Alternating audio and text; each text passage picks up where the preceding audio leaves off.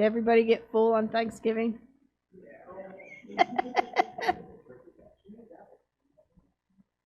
You know what? We need to be thankful. We had our bellies full.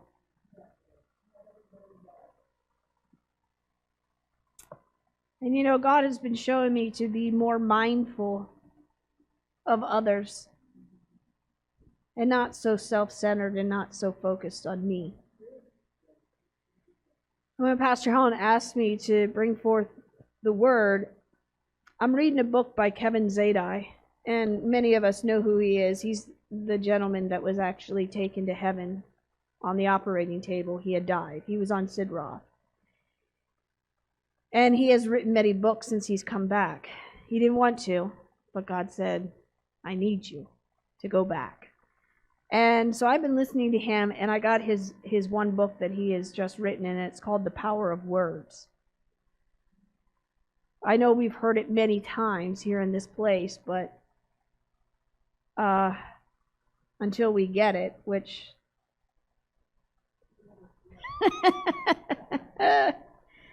but you know, I'm probably gonna speak next week too. I didn't say anything to Pastor Helm, but the first part that I wanted to speak about today, and I know that we've read 1 Corinthians 13, and it's the chapter of love, but I just believe that this is where I'm lacking. I don't know about the rest of you. You have to do your own self-examination to see where you are in that. And I think we throw that word out there loosely a lot. But do we really love like we should love? Like God loves, like Jesus loves? And so, you know, when I decided that I wanted to do about love, I'm going to read it out of the Passion Translation. You can follow with me if you want in your own Bibles, and we are going to refer to the Spirit-filled here and there, but most of it I'm going to read out of the Passion Translation because it just sums it up, and it just makes more sense to me. But you know, we were talking about our words and that they're life, and there's death and life and the power of our tongue. And it's something that's very hard to keep control of. I mean, it says in Proverbs that it's one of those things that's very difficult to tame, you know, and be able to keep control of. But so I began to read in 1 Corinthians 13. It says, if I were to speak with eloquence in earth's many languages and in the heavenly tongues of angels, yet I didn't express myself with love, my words would be reduced to the hollow sound of nothing more than a clanging cymbal. And I thought, you know, he started out with saying words. If we don't have love, our words are nothing. They have of no value. They're just noise. And so I felt this was so important to really grasp and get a hold of what God is talking about when we say love. And of course, we know that it's agape love that he's talking about in this chapter, which is unconditional love.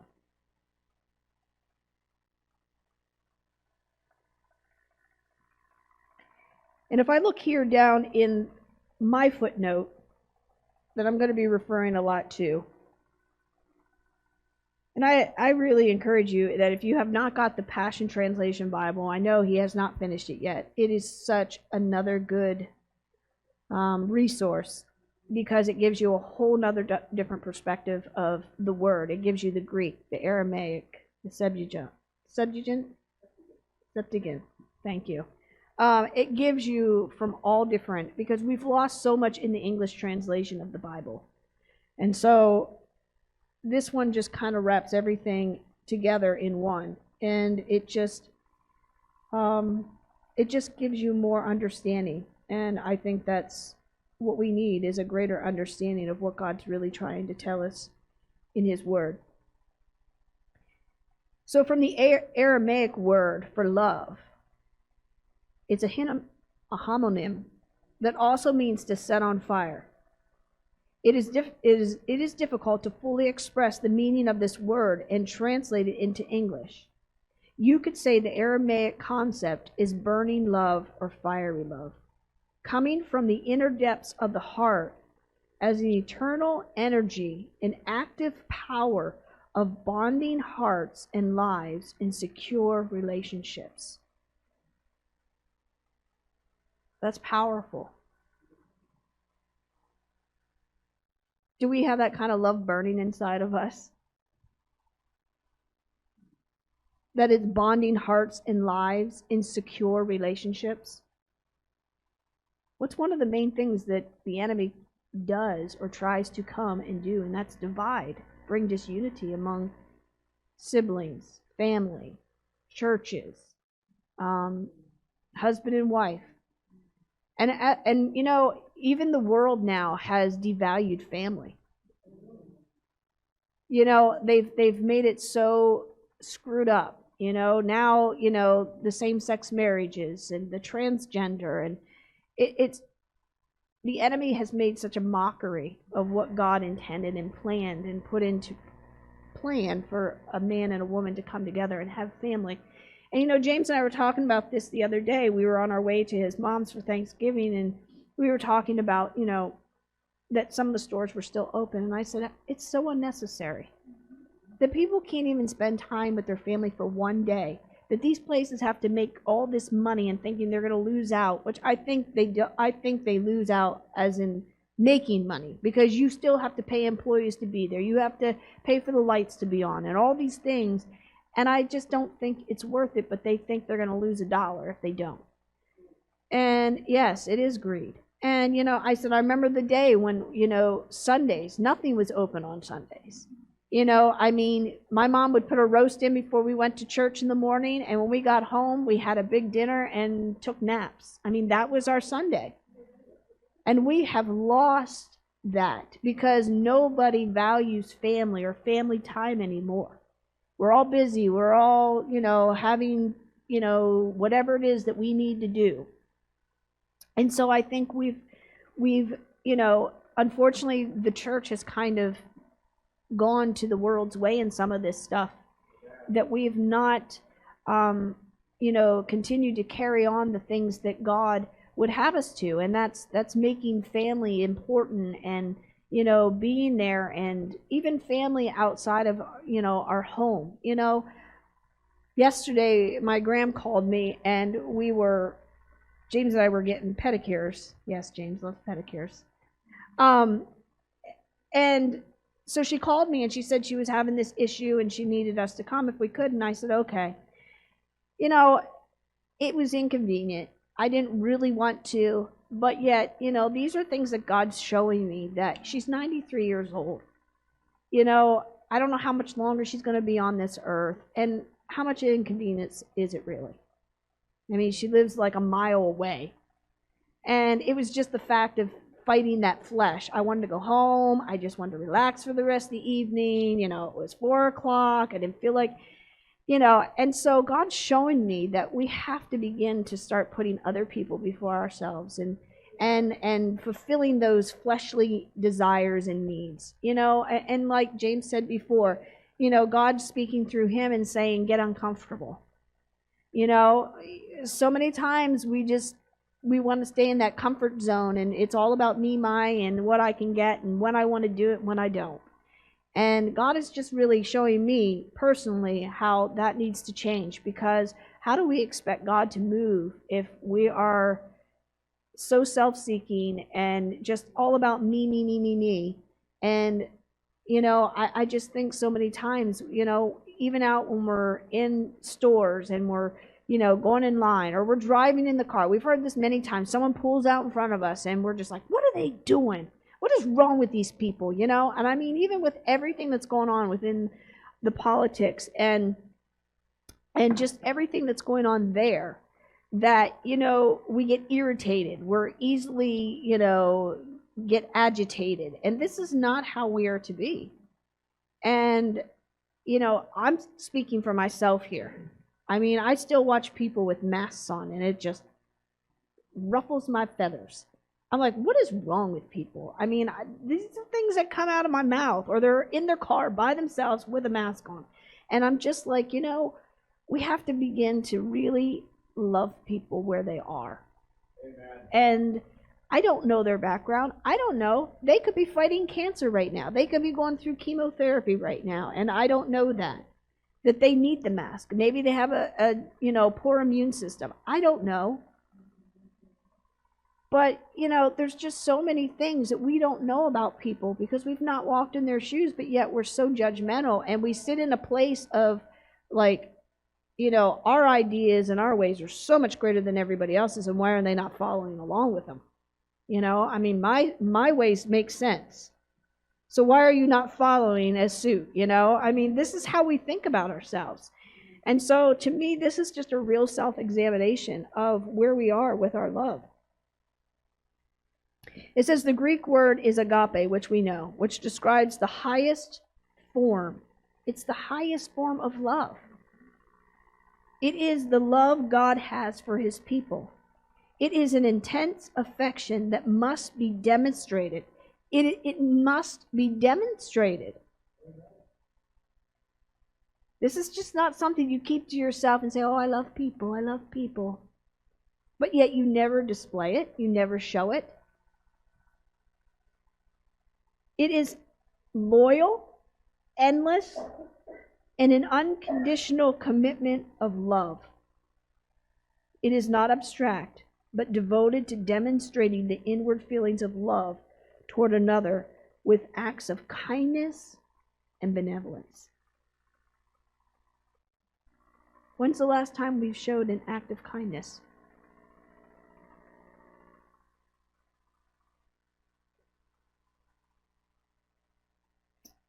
Verse 2, and if I were to have the gift of prophecy with a profound understanding of God's hidden secrets, and if I possessed unending supernatural knowledge, and if I had the greatest gift of faith that could move mountains, but have never learned to love, then I am nothing.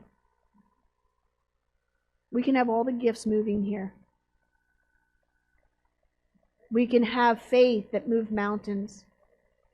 But if we have love, if we don't have love, we have nothing. Those gifts are going to amount to nothing. People are, you could pray for a person and see them be healed, but then treat them terribly. What do you think they're going to remember?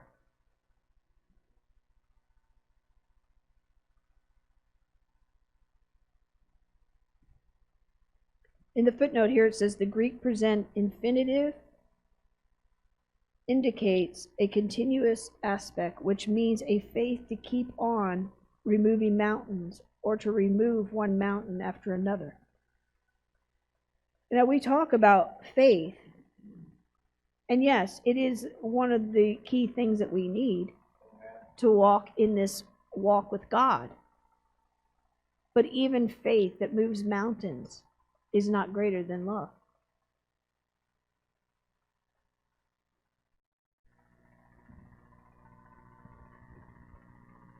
And it says, if I were to be so generous as to give away everything I own to feed the poor, to offer my body to be burned as a martyr, without the pure motive of love, I would gain nothing of value.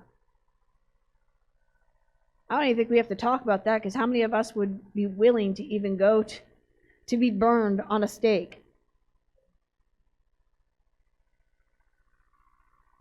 That just goes to show you how important love is and how much incomparable to something of sacrificing your own life.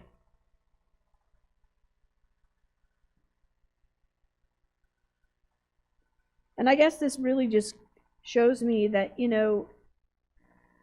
when we murmur and complain, that's not being loving towards God. And to what God has for us and what he's put into place for us, he has the very best in mind for us. We know that he is absolutely good. There is nothing bad in him. And yet when we complain and murmur, is that really loving him? And it keeps us out from what he has for us.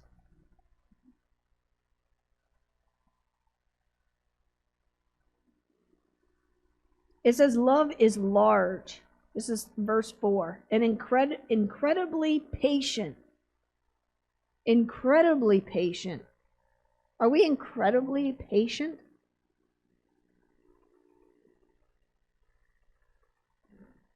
How about when the dog or the cat does something? Are we patient? Incredibly patient. Love is gentle and consistently kind to all. Consistently. That doesn't mean we have a moment where we can just flesh out and say, you know what, I need a break. Hold on here. Let me just. It refuses to be jealous when blessing comes to someone else. Refuses. Love does not brag about one's achievements, nor inflate its own importance. Love does not brag about one's achievements, nor inflate. Love does not traffic in shame and disrespect, nor selfishly seek its own honor. Love is not easily irritated or quick to take offense. Love joyfully celebrates honesty and finds no delight in what is wrong. Love is a safe place of shelter, for it never stops believing the best for others. Love never takes failure as defeat, for it never gives up.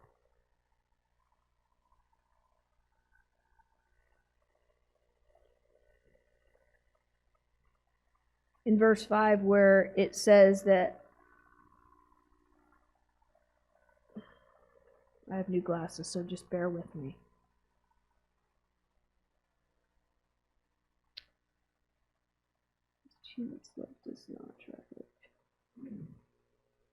Love is not easily irritated or quick to take offense. In the footnote here it says overly sensitive, having sharp edges.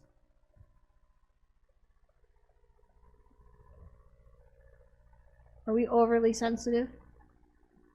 Do we let little things get us all wigged out?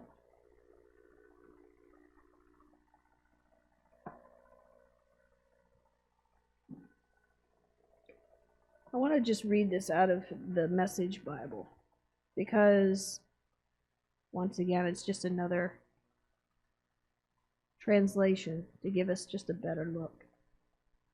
It says, if I give everything I own to the poor, and even go to the stake to be burned as a martyr, but I don't love, I've gotten nowhere. So no matter what I say, what I believe, or what I do, I'm bankrupt without love. Love never gives up. Love cares more for others than for self. Love doesn't want what it doesn't have.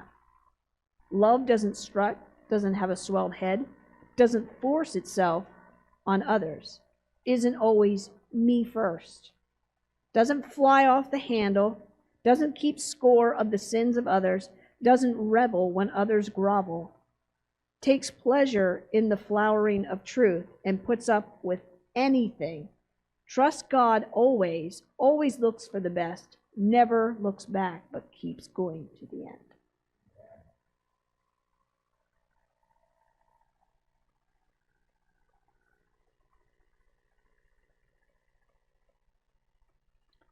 I'm going to look over here in our Spirit-filled. 1 Corinthians 13:7. This is what I'm going to look at here.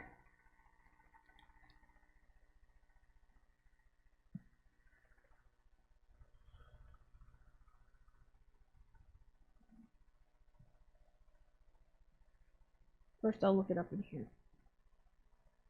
It says, love bears all things. Although commonly understood to mean that love can bear hardships of any kind, the normalized form of the verb is actually the word for roof found in Mark 2:4, where they left down the paralyzed man from the roof.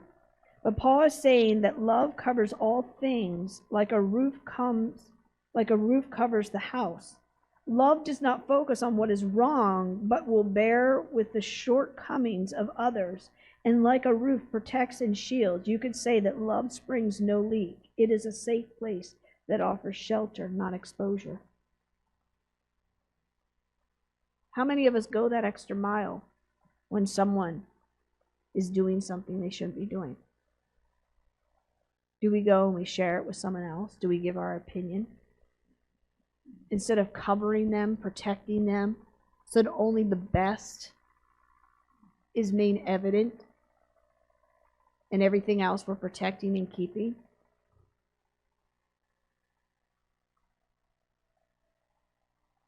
You know, my grandmother,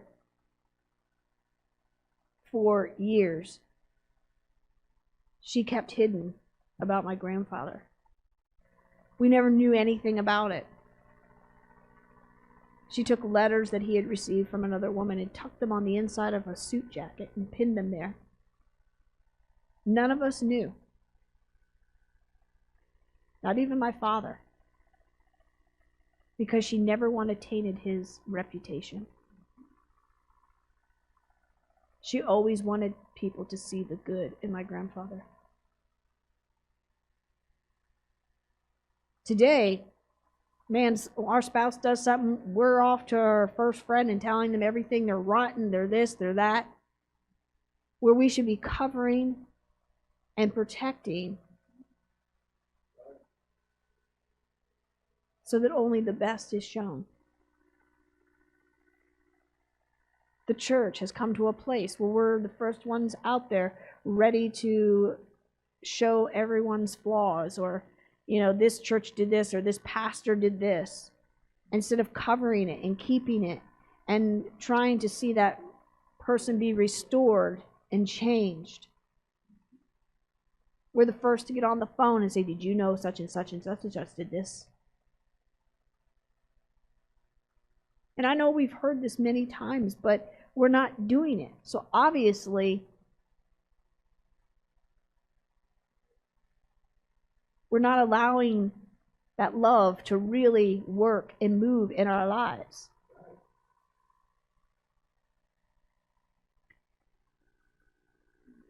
If you look in our spirit field on the footnote 13, 4-7, it says, love suffers long.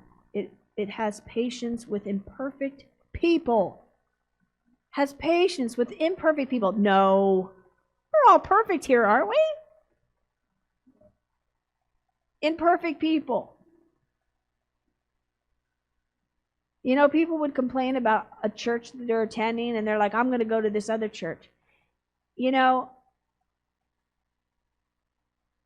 as soon as you go to that church, it's no longer perfect because you're imperfect.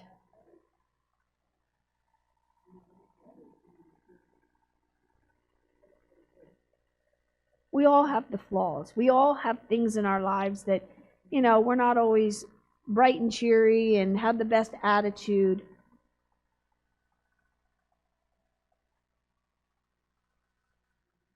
But if we would all strive and work towards demonstrating this kind of love, where would the church be?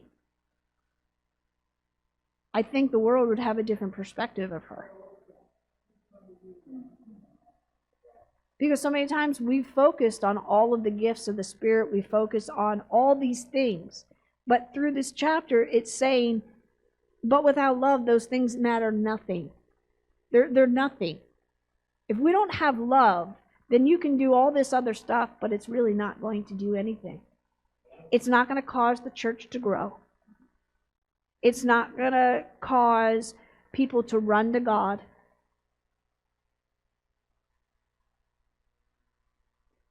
And you know, if you really think about it, people that are dealing with, whether it's homosexuality or transgender, any of those sort of things, the reason they go towards those kind of lifestyles because they're lacking love in their life. They're looking for love. They've either had an absent father in their home and never had the love of a father. It could be not having a mother.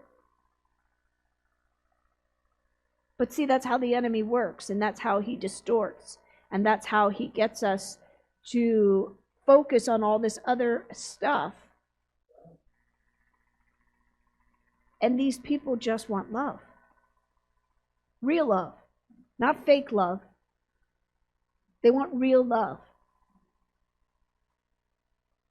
And I think sometimes we even get irritated with that because, we know they act differently and they sound differently and they're very dramatic and all of these sort of things. And we allow it to irritate us and think these people are just so,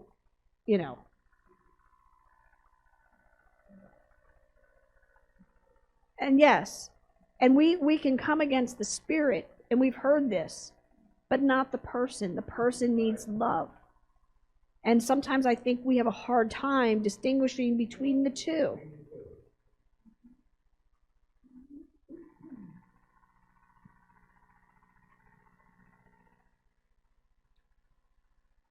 It says love is not puffed up, treating others arrogantly.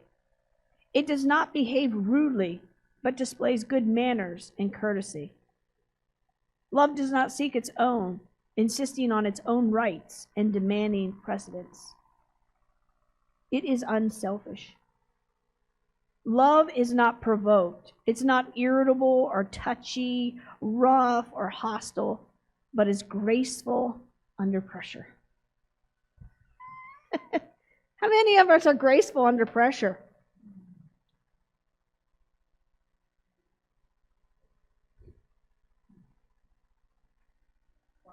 It is very quiet. These are things that I really believe that we just need to sit and meditate on and evaluate in our lives. And I'm not saying we're going to be perfect and we're going to do it right every time, but we've got to start striving towards doing better. I think sometimes we've become desensitized to some of these things because the rest of the world is the very opposite of all of this. They are rough. They are inconsiderate. They are rude.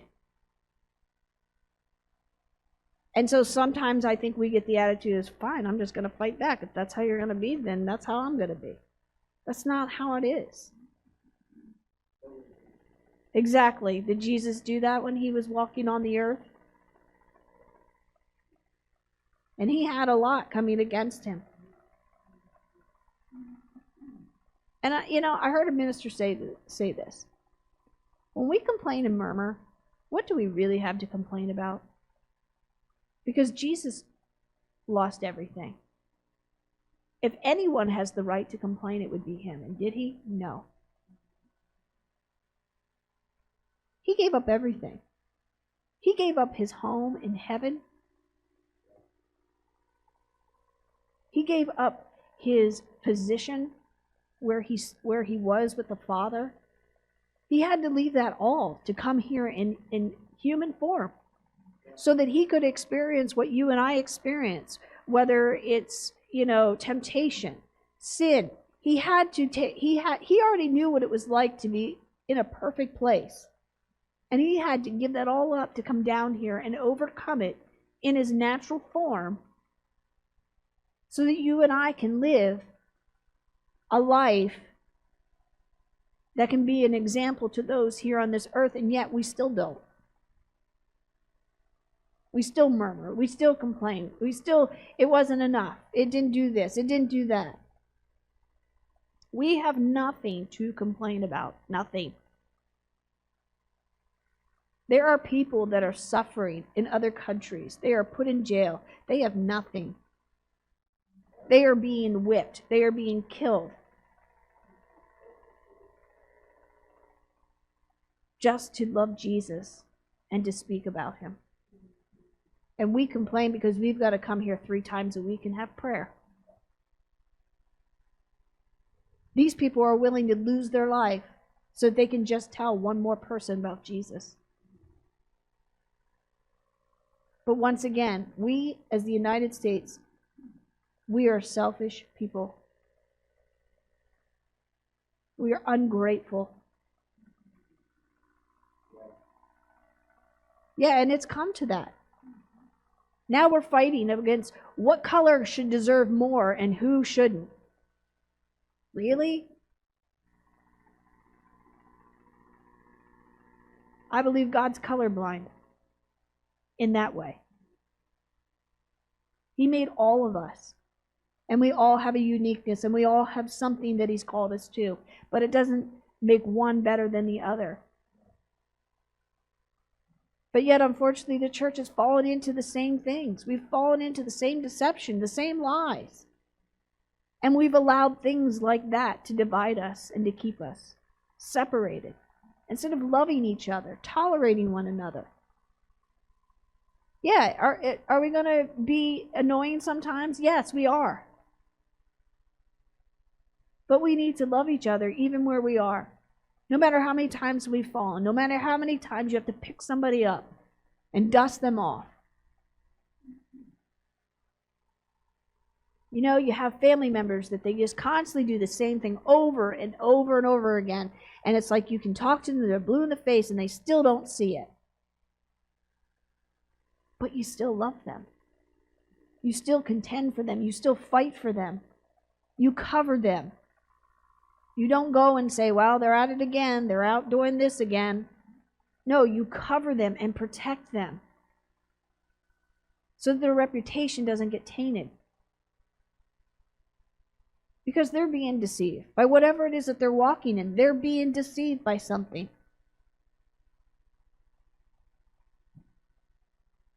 Love thinks no evil. It does not keep an account of wrongs done to it. How many times has somebody done something wrong to us? How many lives have we seen destroyed because they constantly keep thinking of the thing that they've done how many years ago to them? And they constantly just never let it go.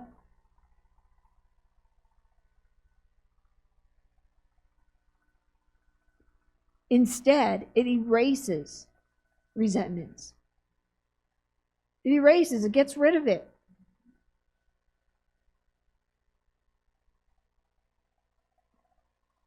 Love does not rejoice in iniquity, finding satisfaction in the shortcomings of others and spreading an evil report. Rather, it rejoices in the truth. It aggressively advertising the good. Aggressively advertising good. Are we aggressively advertising good about people? I think we're aggressively telling about what they've done. You know, and as much as what's going on in our nation, we need to love these people. We need to see them as lost. We need to see them that they are going to hell if their life is not changed. And as much as what they're doing to our nation, and yes, it is annoying sometimes, it can cause us to become irritable at times. And that's why eventually I've had to turn it off and not even listen to those that are speaking the truth. Because if I don't, I get caught up in that and I allow that to affect me and get me irritated and not want to pray for these people to really come in to that place of even salvation. I'm not even saying they're going to walk in fullness, because at this point they probably won't. But at least they can get into heaven.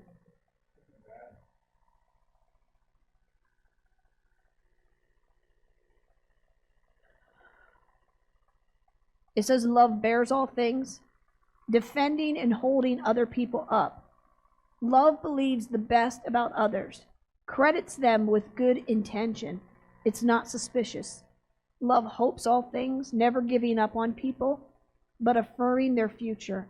Love endures all things, preserving and remaining loyal to the end.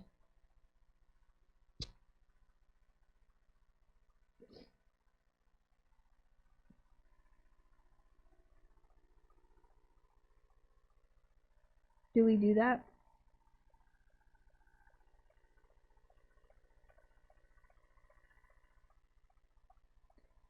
If you look back at the truth at action at the end of 1 Corinthians, under number 1,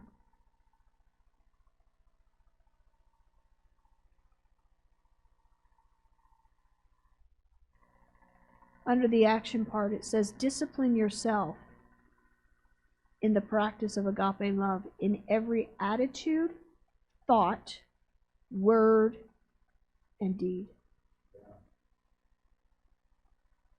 I think that's why God put in Proverbs that it's quick to hear and slow to speak.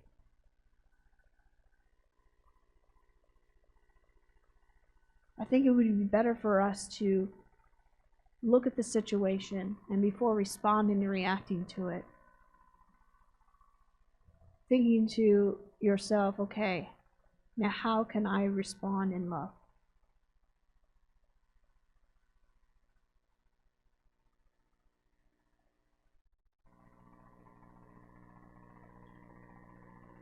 I'm going to look here at 1 Peter 4:8. I'm going to read out of the Passion Translation.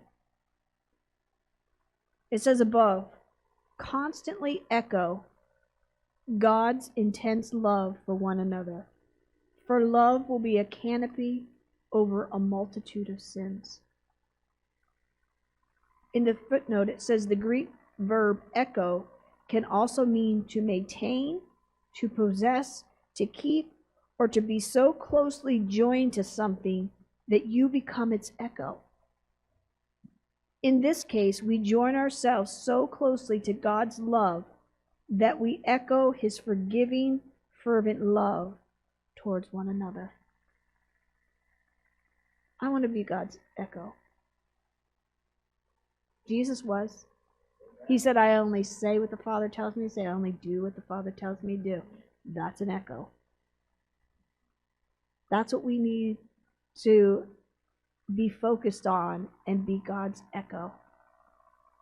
Next time a situation arises, whether it's one of your kids, maybe it's your pet, maybe it's your spouse, and something happens, think to yourself, okay, now what would God be saying right now? What would he be doing in this moment? What would he be telling me to do in this situation? We're just so quick to just fly off the handle or allow things to irritate us. And I've noticed with myself, when you become irritated, then everything bothers you. I don't know about anybody else. Is that anybody else around here?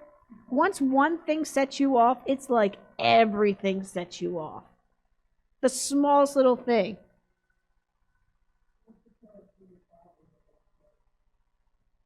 The other day, I don't even know what got me kind of irritated. But I just wanted to just decompress on the couch, just sit there, just watch my DIY show, watch how, they do things. I just wanted to decompress. And I'm laying there, and Trooper, which is my oldest cat, when he wants pet, he comes over and headbutts you right in the arm. And he kept doing it and doing it. I'm like, stop, please, just give me a moment. And then I thought about it. And then later on, I made up with him. Not that he even knew, but I did from my own, But I thought to myself, how many times, and he's 18 years old, so he's up there in age. And he could pass away at any moment. And if that was my last attitude, I don't want him, even as my cat, I don't want him, that would be the last impression I make on him, is me being irritable and rude to him. All I wanted was to be pet. How much does this really, really? I'm even annoyed just to do this for him for a second. Because he doesn't last long. He gets his little and then he goes away.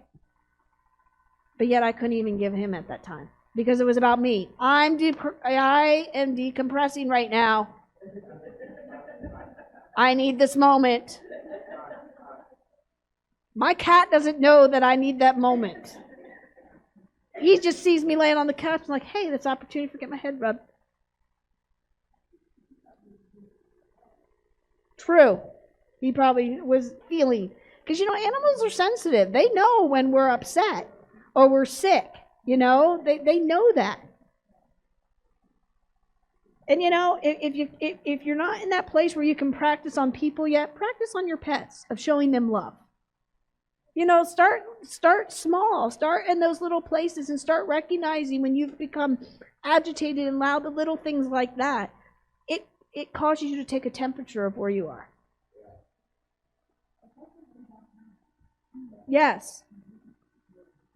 Yes, because then you know when, they're gone, you feel bad because you acted, and I've heard many people say that with a parent. The last thing they said, they had an argument when they walked out the door and they die in a car crash. You know what I'm saying? Like, these are the things we have to think about every moment. And it's saying that this love is consistent. It continues constantly. It's looking for the good in someone. It's covering them.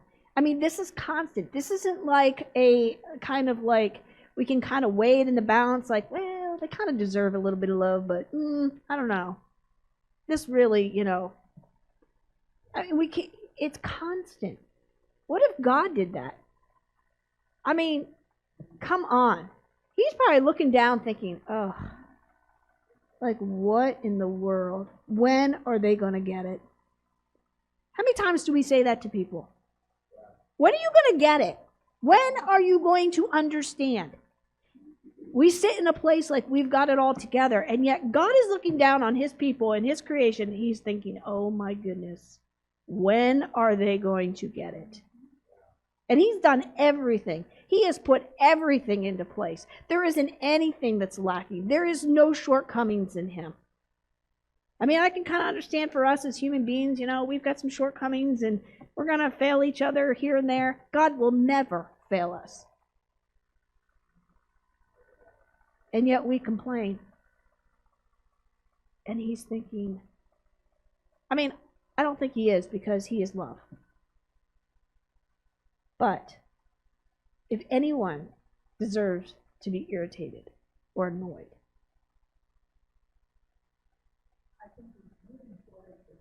yeah, I think so too.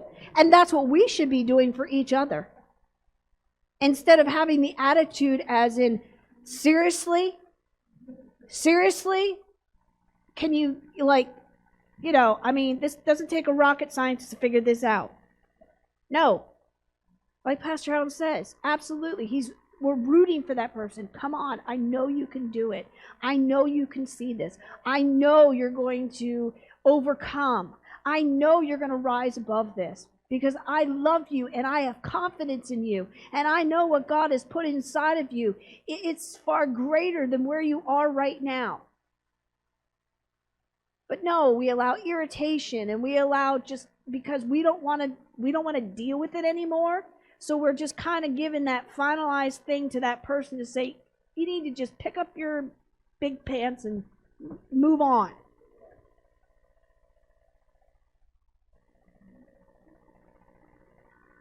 Instead of standing in their corner and saying, I'm going to be here no matter what, no matter how far down you go, I'm going to be right here to help you and pick you back up. And I'm not saying we shouldn't show tough love to people. I'm not saying that if they have, an addiction of some sort, and, I'm not saying that you encourage that, or, whatever you want to call it, enabling them. Yes, there are moments we've got to show tough love, but we also have to do our part in showing love.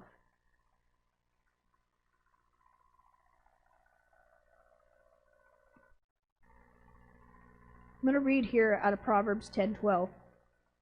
It said, hatred keeps old quarrels alive, but love draws a veil over every insult and finds a way to make sin disappear. Is that what we do for each other? Or do we keep that going of what someone's done, someone said?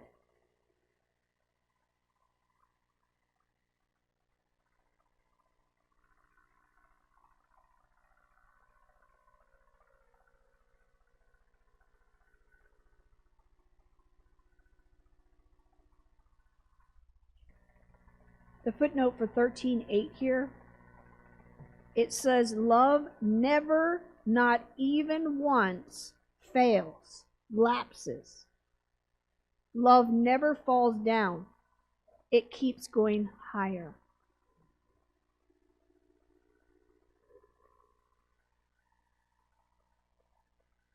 Where's our love gauge? Where is it?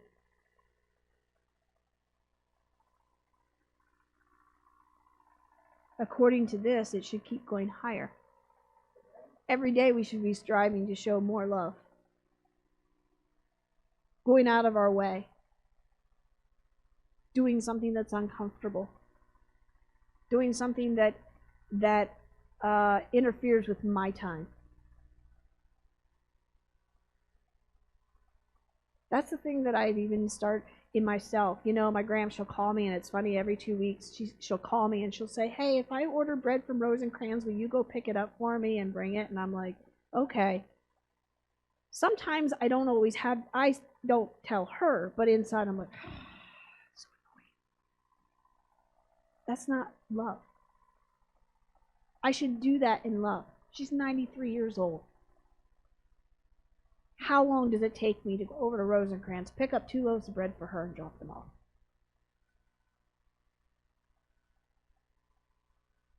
And there's sometimes I don't even stay. And I should. What else do I have to do? Just stay and visit with her and talk to her and just spend some time with her.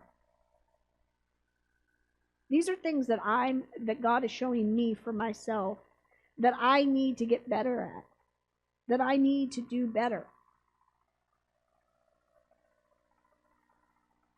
Because it's the only thing that maybe someone will see that will bring them to Christ and be like, what? You're so loving, you're so kind, you're so patient.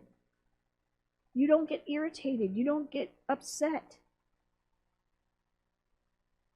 That's what people are going to see. Exactly. But the Bible that the world has seen is being hypocrites, judgmental, unloving, not kind. Unfortunately, that's the Bible they're seeing. Because we're too quick, we're too sharp, we're impatient. We want them to do it our way.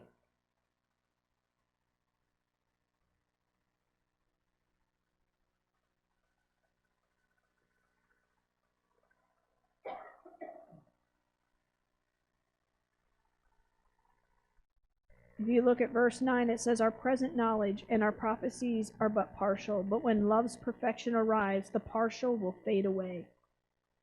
When I was a child, I spoke about childish matters, for I saw things like a child and reasoned like a child, but the day came when I matured and I set aside my childish ways.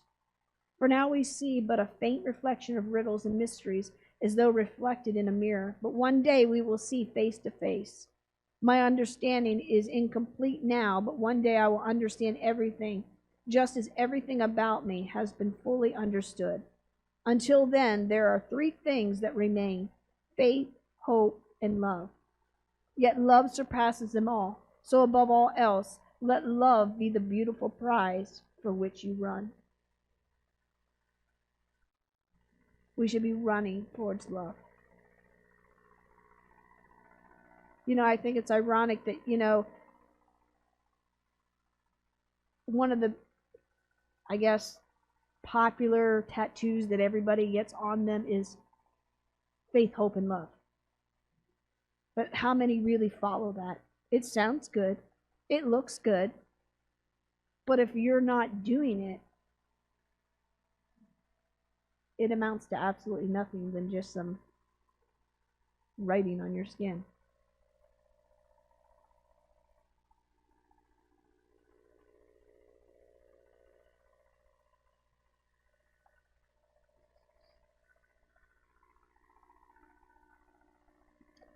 It says perfect love diminishes the importance of prophecy and tongues.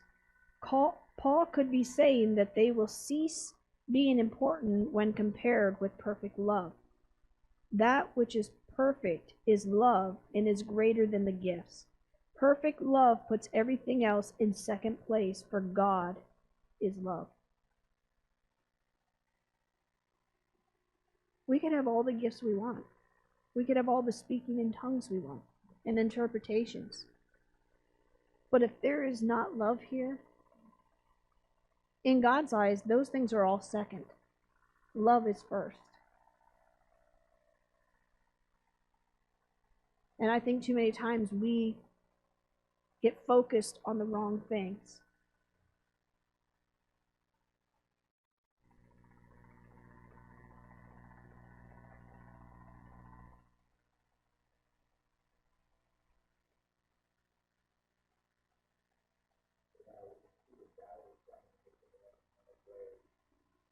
Yes.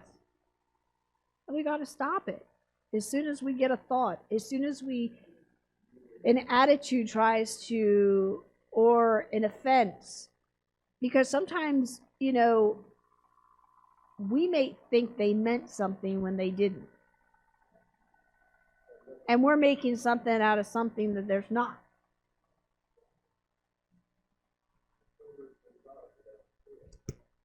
So we have to be, that's where we become more,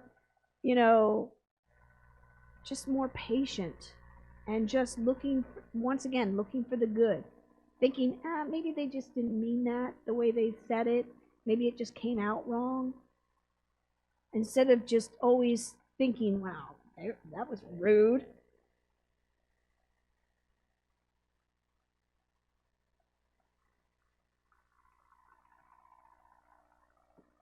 I thought this was really cool. In verse 12, where it says that for now we see but a faint reflection of riddles and mysteries, as though reflected in a mirror, but one day we will see face to face. If down here in the footnotes in the Passion Translation, it says that Paul is referring to God speaking to Moses face to face. In the Hebrew, it means mouth to mouth. Transforming love will bring us all face to face and mouth to mouth with God. How much closer can you get? Face to face, mouth to mouth. If there should be one reason why we want to strive for love, it should be that.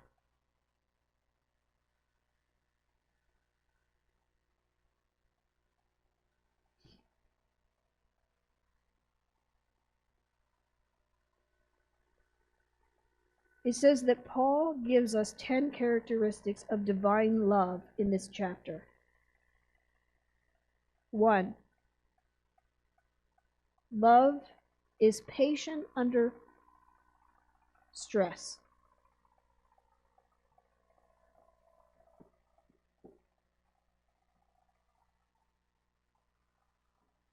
How about the next time you're in the grocery store and you get behind a person and you're only supposed to have 10 items in that lane and they've got 15 and they've got coupons and it's taking like 5 more minutes than it normally should.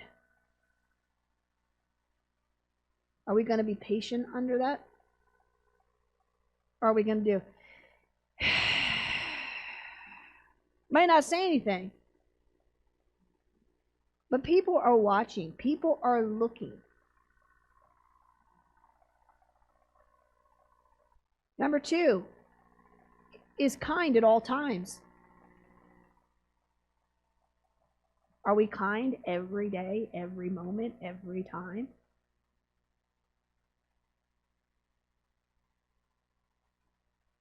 Is generous, not envious. Pastor Allen has made this example many times that she's prayed for stuff back in her early days of serving God, and she's like, you missed my house. Went to the neighbor, and they're as ungodly can be. And she's like, God, it was here. You missed the address?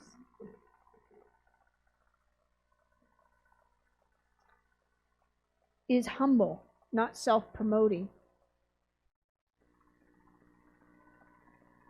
Is never rude. Never rude.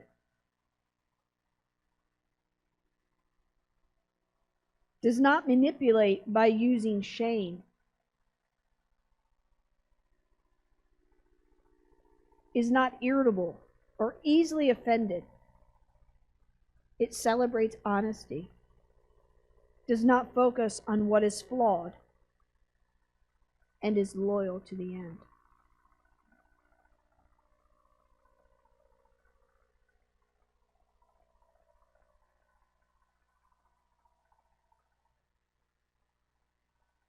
I had a situation, and God's been showing me this with love. And next week we're going to go into where it goes into our words and all of that sort of thing. But Friday I was at, not Friday, it was Wednesday. I went to the gym to swim. And of course there was kids there. So I was like, okay, we know school's out, because kids, there was 4 boys in the pool, and they were just, I could hear them in the locker room. And so, of course, I go out and get my lane to swim. Well, then more people start coming in with their kids. Well, this one woman, she had this boy, and obviously he was autistic, because he was just out of control. She couldn't even keep control of this kid. He's bouncing over here, over there, under the water. He's just going everywhere. And of course, I could see him, and he started just going right over the lines into the lanes. And of course, lifeguard, she's blowing the whistle, and she's, and she can't speak English. So she's blowing this whistle, trying to get this kid out of my lane. And of course, I had to stop, because I had seen him come over into the lane and everything. And the mother, she's like trying to get this kid to come over. And of course, he's just oblivious, and he's going over the next lane, and he's just, he's not even paying attention. He's having a great old time. And so I just kind of waited until she could get him, and she said, I am so sorry. She said, it's been a long time since he's been out. I said, it's not a problem. No worries. But, and I don't know how many times he crossed those lines. I don't know how many times, his ball went over into someone else's lane. And God love the mother. She was trying. But, you can only do so much. He was about as big as she was. And the one lady, there was one lane open. And, of course, I was to where open swim was. And then there was another lane, and then another lane. While she was in the lane next to me. Well, eventually, after this kid had done this ball so many times, she decided she was moving over to the far end. And, and I was thinking about doing it the same, and I thought, no, because what would that make the mom feel like? If she saw us all moving over, I don't want her to feel, I understand, and everything. So I get to the other end, and the lifeguard comes over to me, and she goes, would you mind just moving over to the other lane? She said, that way you got a lane in between you, so I can have enough time when I blow the whistle that the mom can get, and he won't run into you. And I said, yeah, no problem. But, they're the things that could, yeah, and and I'm here to do this, and I'm really exercising and trying to, get fit, and here this kid is just, and blah, blah, blah. And I didn't get irritated. I wasn't upset.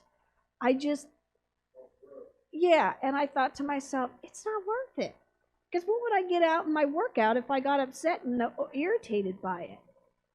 I was there to do my workout, and so I'm going to benefit from it. I'm not going to allow this to stress me out, because when I go to swim, it's very relaxing, even though you're working out, it's just, you leave all the stuff from the day and you just kind of go.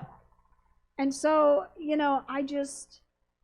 I'm starting to see where God's starting to show me things in my own life where I need to just be patient, be kind. Even when you're in the store. I don't know about you, but lately, grocery stores, anywhere you go, has been busy. Busy, packed, people everywhere. And, when I go into a store, I just want to get in and I want to get out. I want to get my stuff and I want to go. And, you've got people crashing into each other. You got people getting in your lane. And then there's someone and they have to look at every label. And it's like right there where your product is. And they're like looking at every product and every label. And they're reading it and looking at it. Or I love this when they're on their phone texting a friend like, hey, do you want this? Blah, blah, blah, blah. And I'm like, really? And God's showing me that we need to be patient, be kind. Come back. If they're there, go do something else until they're done and go back. Is it going to be maybe a little inconvenience? Are you going to have to backtrack? So what? God's saying you need a little exercise. You're getting a little chubby. You know? I mean, that's how we have to look at things. Instead of just, taking everything personal and thinking that it's all against you. It's not about you. It's about what God can do in you and through you to minister to the people that are out there. That's what we're called to be. He said you're supposed to heal the sick, cast out demons, minister to people. That's what we're here to do. That is what we're called to do. So we need to start taking an initiative and start stepping out and doing things. And, giving people our time and stop being so self-focused and saying, but I got to do this, this, and this, and I got to get here and there. There is nothing in our life that we have to do that is that important that we can't give people time. There's nothing. Jesus gave the ultimate sacrifice for you and I, and we should be able to give a little bit of a sacrifice, whether it's a little bit of our time, a little bit of our money, showing a little act of kindness, just giving someone a smile. Dunkin' Donuts line. I don't even go to Dunkin' Donuts, but I'm just saying that line is long and dangerous. And that's another thing people murmur and complain about. Can you believe that line? They still are out there in the middle of things. There's going to be an accident.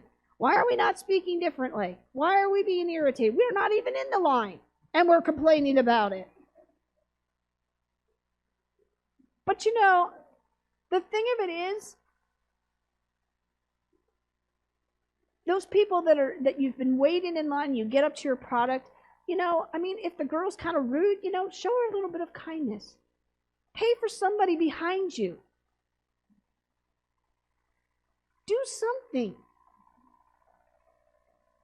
Because it could be that one little thing that could trigger that inside someone. They could be praying and saying, God, I just need to see a little goodness. I need to see something in kindness, just something. And by you acting could be that very thing to answer them and to show them that someone cares, someone loves them.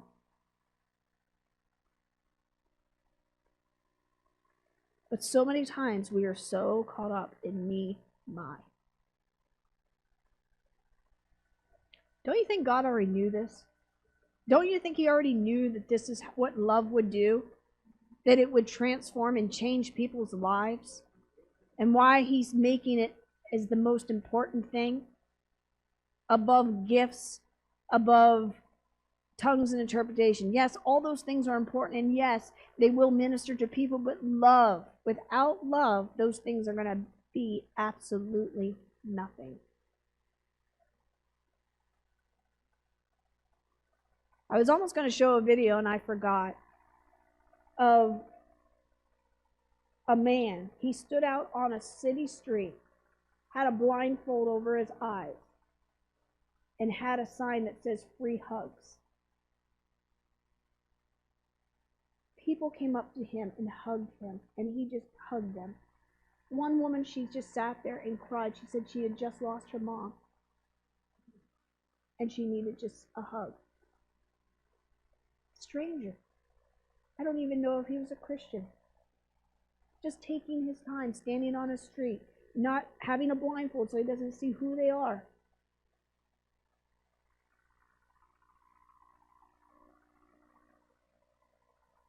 And how that hug just changed those people. Because how many times do we even take the time to hug somebody? When do we just stand with our spouse and just hug them? Not wanting anything, just hug them. Or a person that doesn't have a spouse and is alone, just to go over and say, you know what, I wanted to give you a hug.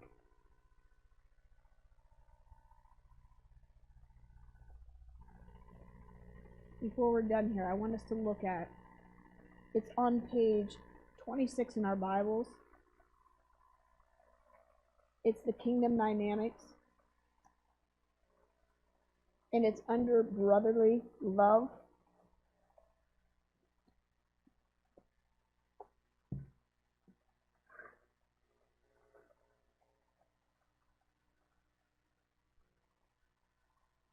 Is at the top, and it says, perhaps no wiser warning of the danger to experiencing the power of a God is that registered in Paul's epistle to the Corinthians. Here is a people he at once commends and then strongly corrects. As much as he welcomes their experience in the gifts of the Spirit, he commands that they learn the grace of the Spirit, love. Foundational to every other value and goal in Christian life is the call to grow in love. 1 Corinthians 13 charts the way, noting the absence of value in any accomplishment, gifts, or sacrifice unless love is the fountainhead and the flavor of it all. Without love, those things are not really going to do much or affect people. So I encourage that everyone take that evaluation and see where your love temperature is. Because I know that God's dealing with me and working in where I can do better. Remember, this love will bring us face to face, mouth to mouth with God. If we do it for no other reason, I think that would be the best reason, is to have that close relationship with Him. I've just become more sensitive when I'm out and about, or I have to go do something, or someone calls me out of the blue or needs something, that, that I do it with the right attitude. We can say yes to those things, but if we're grumbling and complaining on the inside of us, that still is, and I think people can still sense it. You know what I mean? Even though you're there and you're helping and doing, people can sense if you're really doing it out of love or you're doing it out of obligation. And I just think it's so important that we need to, especially during this time and season and where our nation is and what we've been through as a nation, and just all the things that we've had to deal with and the people that are in these places, we need to have that love. And it's easy to stand and say, oh, yes, yes, yes, we need to see, between the Spirit and the person and this and that. But do we really? When you hear what they've done and what they continually do, are we still standing in that place of love and saying, God, please help them? Or are we cheering on, they'll get what they deserve? Yes, justice. God is a just God. And yes, justice will be served. And like we've seen, you sow something, you will reap it. But you don't glory in that. And so we just have to be more sensitive and let God move and work through us and know that He is love, and He has shown the greatest love than anyone else could and gave up the greatest sacrifice. So who are we not to sacrifice and give up for someone else? So I just encourage all of us, read through chapter 13 and meditate on what love is.